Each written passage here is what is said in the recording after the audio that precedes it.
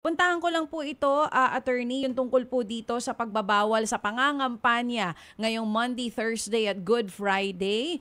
Ano pong paalala nyo sa ating pong mga kandidato?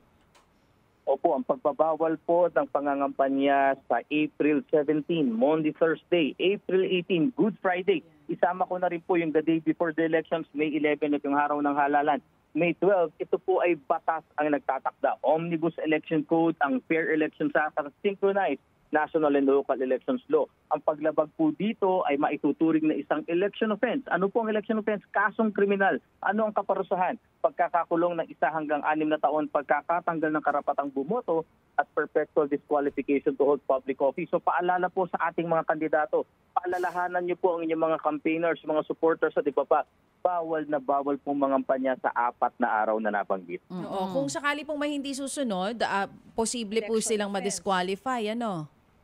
Tama po, bukod sa kasong kriminal na maaari nilang kaharapin, ay talaga naman po ma-disqualify po sila. So kami po ay nakikiusap, nagpapaalala, bukod po dito sa pagtalima sa batas, siguro po igalang po natin yung kahalagahan. Bakit batas mismo ang nagsabing bawal mangampanya sa mga sagradong araw na yan? So yung mga nanonood at nakikinig sa atin ngayon, kung sakali may mga iikot-ikot ng Thursday at Friday, yung mga mag-iingay na mga ngampanya, pwede nilang ireklamo yan sa COMELEC.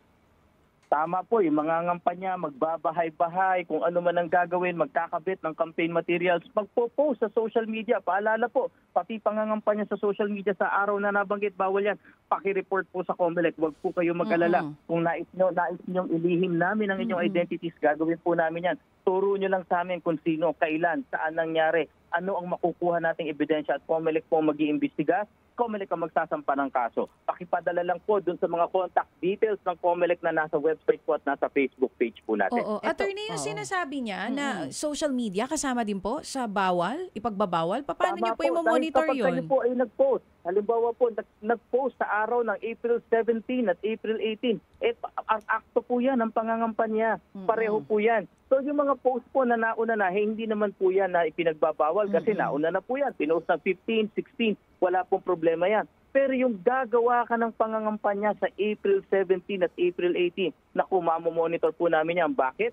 Nagrehistro po sila ng kanilang social media channel sa COMELEC. Naipadala po namin yan sa platforms at nagmo-monitor po. Hindi lang kami, hindi lang yung platforms, kundi pati mga kababayan natin. So you have a collaboration with the social media platforms, hindi lang yung mga bantay ninyo. Na-i-heads up po kayo pag may mga kandidato na hindi susunod at magpo-post pa rin ng mga campaign materials nila on Thursday and Friday. Ganun po mangyayari? Tama po kayo, malalaman at makakarating po sa COMELEC yan, either sa airports ng ating mga kababayan o sa airports po ng mga monitors. At gaya nga po ng nasabi nyo, kung sakaling may makita na campaign activity yung ating platforms, makakarating po sa COMELEC yan.